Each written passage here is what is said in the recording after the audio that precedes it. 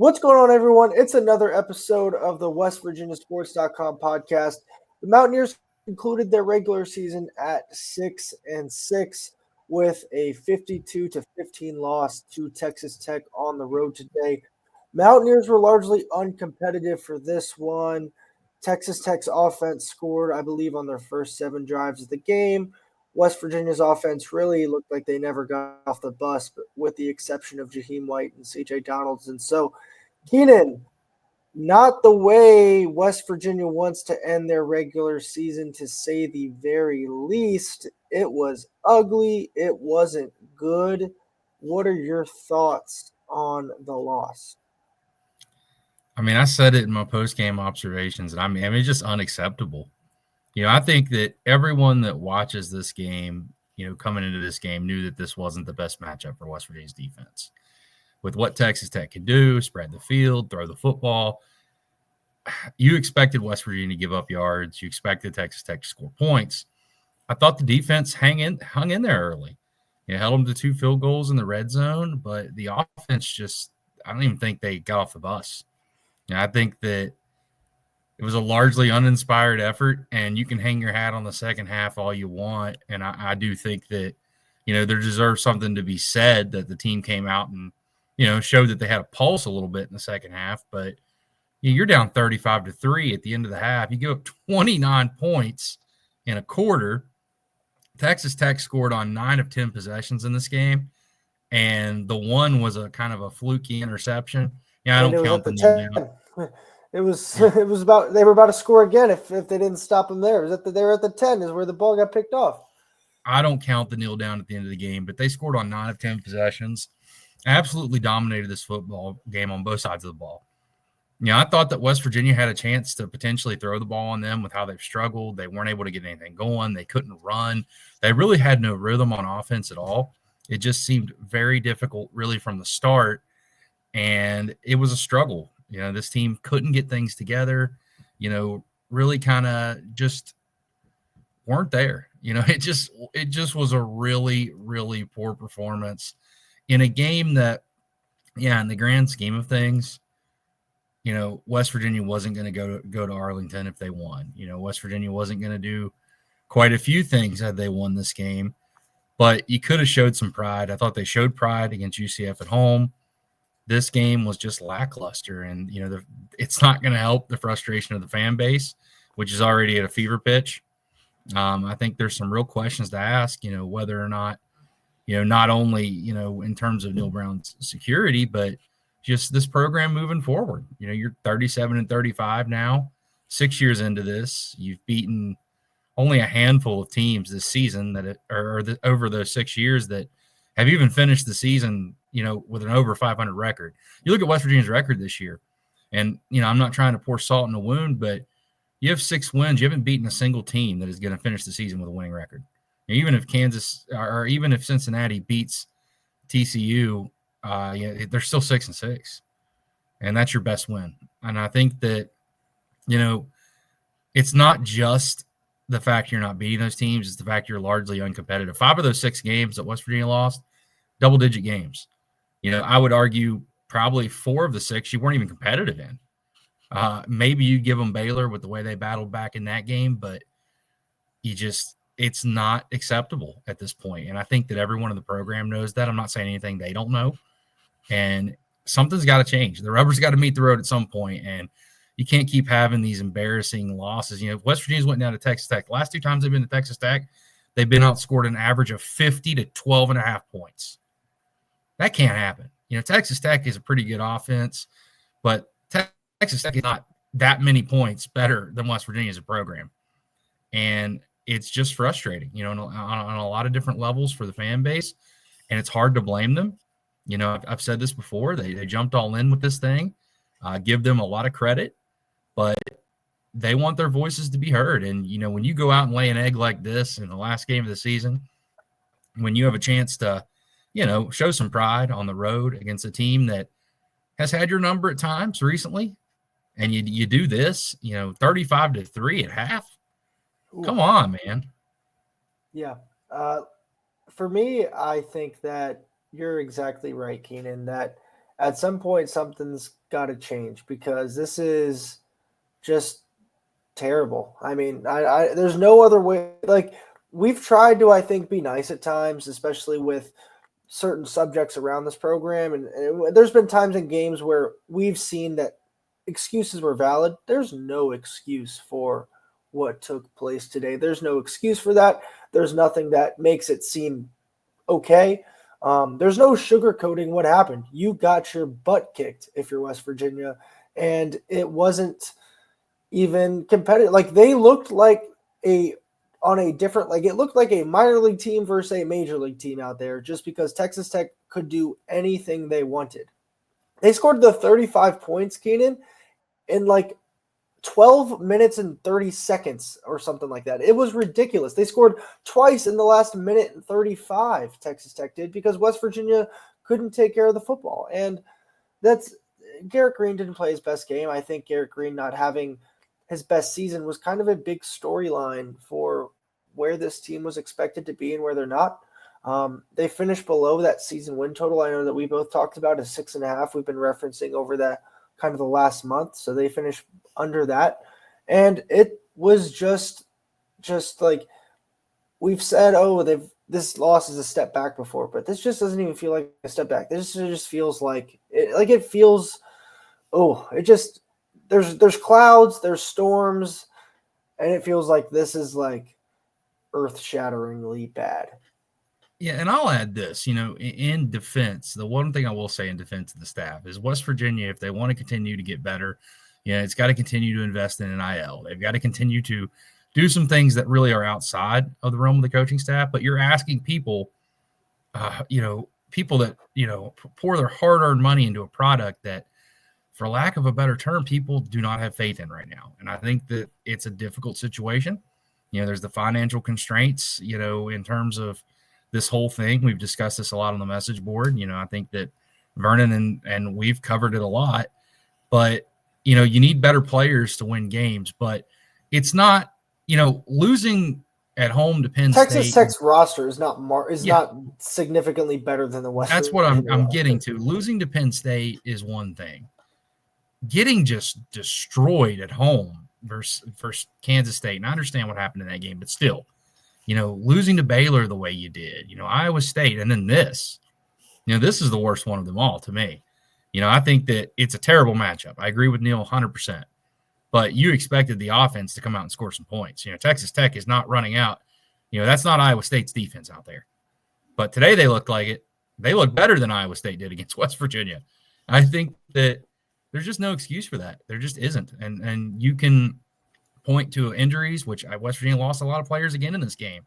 You can point to all the excuses you want, but like you said, there's no excuse to just play this poorly in a game that, maybe some of it is fan initiated, but there were stakes with this game. There were, and this was a chance to leave a good impression, heading into bowl season. Now you're limping into bowl season 6-6. You lose, you're going to have another losing season. It's not a good place to be. And again, it's not fair to pin this. I think that Neil's mentioned the negativity a few times, and that's a thing. Fans are not happy right now, and rightfully so. But again, I want to make this very clear. Fans aren't the ones that said, this is a contending Power 4 football team. This team has a chance to elevate themselves from 9 wins to more. They didn't say those things. And you can't now, look at this thing as a whole and say, well, we got 5 wins. That's okay. You can't expect people to be happy or excited or anything else with that. It's just the truth, and I think both of us would agree that Neil's a good guy, and he runs his program a lot of the right ways, from Sunday to Friday. But we've said it. How many times have we said it, Wes? It's a results-based business. And the results haven't been there. He's just great the 353 days out of the year, but those 12 Saturdays are what's biting him in the butt.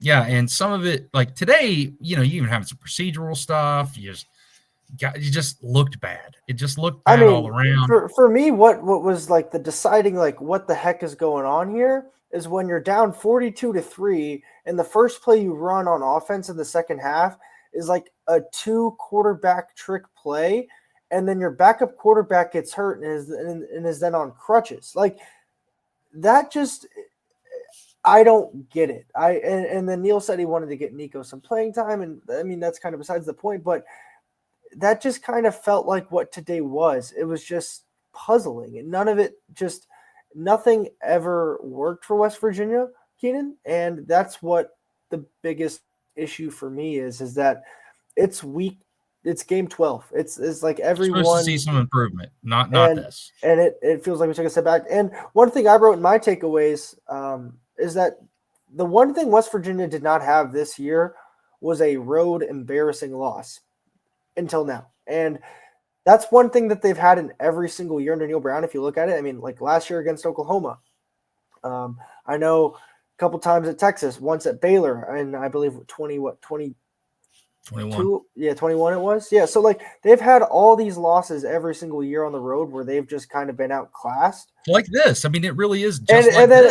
And then it was literally felt like deja vu over and over again, and it came to a head today.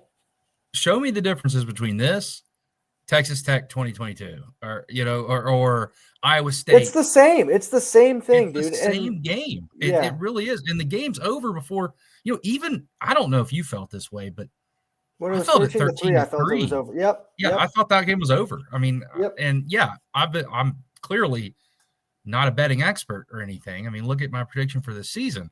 But I think that it just had that feel that West Virginia just was not there today. And ultimately that falls on the coaching staff, that falls on the players. And it's unfortunate because I think that this team did come out and play better in the second half, but nobody wants to hear that. Nobody wants to hear, oh, hey, we're down 42-3, but we came out and won the second half. That doesn't matter, right? It just doesn't matter. You're better just ending your sentence, we got our ass kicked. Yep. And it's that, and I think for better or worse, you touched on this earlier. This team starts and stops on offense with Garrett Green. And today he just didn't have it. And it's been too inconsistent this year. And I'm not throwing it all on Garrett because I have been the number one person that has defended that this offense is better with Garrett Green under center. And I still believe that. But today it just didn't happen. It just didn't happen today. And when he struggles, the offense struggles. They couldn't run the ball. I think Garrett had like 12 scramble yards in this game, 20-some yards in total rushing. They're going to be hard-pressed to win games when he's not able to make plays with his feet because at times we've seen it throughout his career. The accuracy's not there. That first pass to Hudson Clement, Neil talked in his postgame, we hit that play. Maybe it's not as big of an ass-kicking as it was. True. I would have helped. They definitely probably go for a while on that. That was a good play. But it's kind of the story of the game. And unfortunately, it's a song that, we're singing a lot, in some of these losses. I thought for the most part this year, some of these games, even though they were dominated, they were competitive, they tried, and I'm not questioning effort here. I think that's not fair, from our point of view. But just in terms of the results, it looked lifeless at times. And I haven't felt that bad, really. It kind of reminded me in a way about like that bowl game that Dana had in 2018. Like the players were just out there in the first half kind of going through the motions. And again, it's easy for me to say that. I'm not out there doing it. I understand that. I appreciate that. I cover this team daily. But it is what it is. And and speaking for the fan base, which, in a voice, we're kind of that mechanism between them and the coaches. It's easy to see why they're so mad. It's easy to see why this isn't, words we're seeing embarrassing, unacceptable, lifeless, just no fight. And when your fan base is saying that, that's that's the group that's supposed to be behind you. Even when you lose, it's the ref's fault or something happened. When they're pointing the finger at you, there's something bigger going on. I think bottom line is the internal expectations that were set were this team was going to get to Arlington and compete for a Big 12 championship. 12 games later, West Virginia is 6-6, 500, and the only reason they were semi-close to a Big 12 championship is because the league's a mess. And so that's an issue. It's just, it was ugly. It was bad, and things are gonna, I think, get a little loud here. Louder than I don't know how they get much louder, but I think things get pretty loud. But one thing I do want to say that I know I hit it on at the beginning, like hat tip to Jaheim White. I think he ran I really thought he hard, played really well. especially in the second half. I mean, 14 carries, 124 yards. That touchdown run he had, that was an elite run. Also, CJ Donaldson, like one thing you want to know how West Virginia's offense just didn't have it, dude. CJ Donaldson was your leading receiver. And they were all on like screen passes. I mean, he kind of tore him up early on that front. But yeah, it was just an ugly day. And I don't know. That's where I'm at. I'm not sure there's any other way to say it than ugly, messy, bad, terrible, and just not where we thought this team would be 3 months ago. Yeah, and I think that you can see the loss of Traylon Ray's had on this team. You've seen it the last 2 weeks. There's just not downfield presence, and that's where you can attack Texas Tech. I think that West Virginia didn't do a great job protecting. Sometimes Texas Tech just brought a guy off the edge free. It's like the West Virginia didn't account for him or didn't expect it. And, they got to Green, I think, 4 times. They kept him clean for the most part other than that, which seems kind of nuts. But if you look at the numbers, I think it was like 86% of his dropbacks. He was clean. But it was just when they got to him, And it really – this is not an offense. It's never been built to be knocked off schedule. You knock them off schedule, it's tough for them to get first downs. And it just felt like the whole first half they were kind of just dug in a hole.